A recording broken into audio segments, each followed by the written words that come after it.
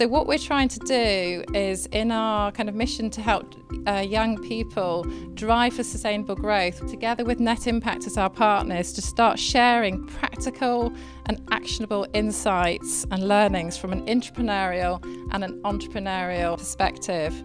If you think you're too small to have an impact, try going to bed with a mosquito. It paints the perfect picture. Nobody is too small to make an impact. We were seniors at Cal. We had, it was a lecture probably about this size, and a professor brought up this pretty random fact that you could potentially grow gourmet mushrooms on coffee waste.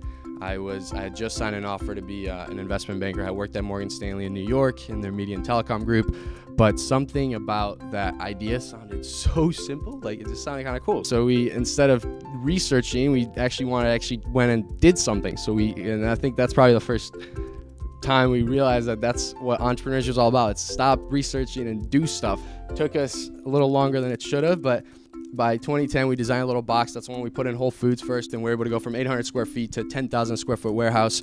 We did over 2.4 million pounds of coffee grounds through 2012, which was really amazing. To be able to take waste and grow food was really cool. Having sustainability embedded in your culture obviously helps support and motivate entrepreneurs, but they can obviously crop up anywhere.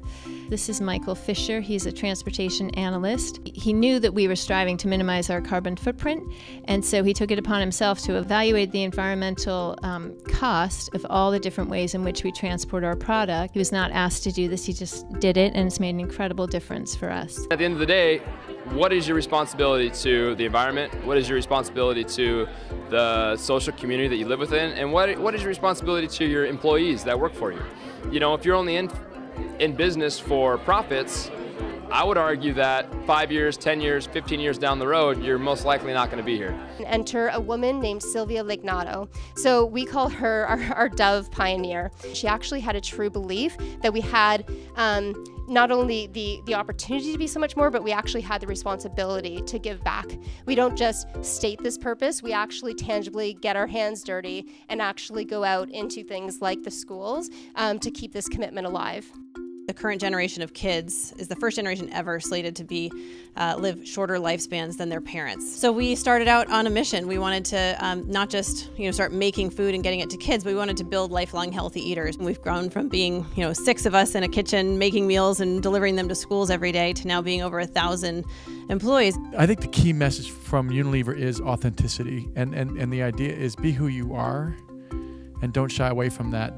I'm playing for creating a movement of people that are going to play the sustainable growth game, and the energy at places like this is where it's going to happen, quite honestly.